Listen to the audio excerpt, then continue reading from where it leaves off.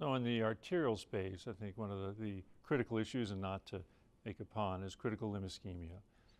We just are finding more and more patients that have this limb-threatening ischemic episodes, and yet we don't have the clear pathway for treating these people defined at this point, whether it's, and as we have mentioned earlier, what are the outcomes that we really want to follow, what kind of devices, what interventions, what medical management of these patients. So to me, that's really kind of probably the biggest issue that we're facing right now in the arterial space. Also potentially what metrics do we assess? Yes.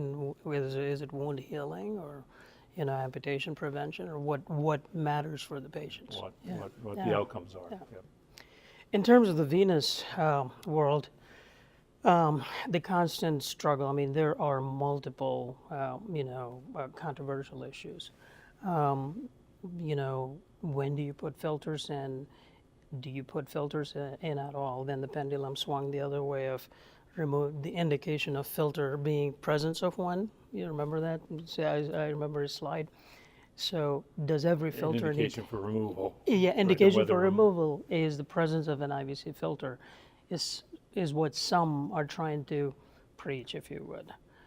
So at what stage, do you get some sort of semblance and a more of a educated guess as to how to deal with these patients? Same thing with, the deep venous interventionalists want to fix the deep venous obstruction first, and the superficial venous interventionalists want to fix the reflux first for venous issues. So how do you do the timing of this? Plus, what about health economics?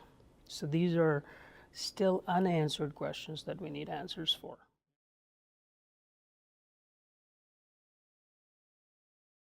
In the arterial space, probably one of the most exciting and interesting ones is going to be the Voyager PAD trial. So it's not an intervention trial per se, it's the management after intervention, comparing rivaroxaban with or after intervention. They all get aspirin, and so we're thinking that's going to be a pretty interesting and impactful trial. And I think we're open to the idea that medical management is going to become much more important over time and may diminish the need for the interventions. Again, or re-interventions. The re-interventions.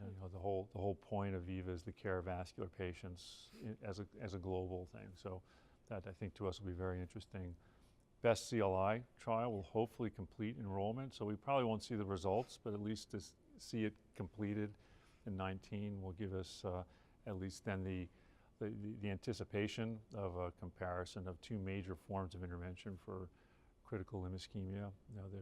The Boston trial of below-knee drug-eluting stents in the tibials, very tough area for us to work in, and thinking that maybe we'll be seeing something coming from there as well. So a lot of interesting things happening and a lot of stuff to be looking forward to. In the venous world, venous stent trials, they're nearing completion. There are several completed. Aubrey trial will be completed by end of this year, hopefully, and results will be published in 2019. I'd put a plug in for filters. Yes. The Preserve Yes. trial will Preserve complete. trial. Yes. We probably won't be getting data, but hopefully it'll complete.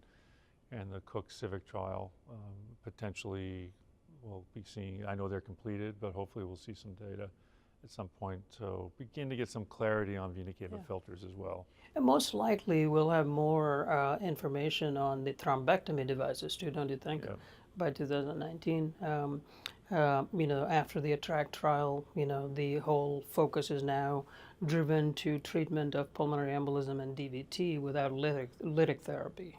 So, the thrombectomy devices have started their clinical trials, so hopefully, even though they're going to be single-arm studies, they should come out in 2019 too. Yeah, definitely an area of increased interest of everybody treating these patients. Yeah. So it'd be great to have that data.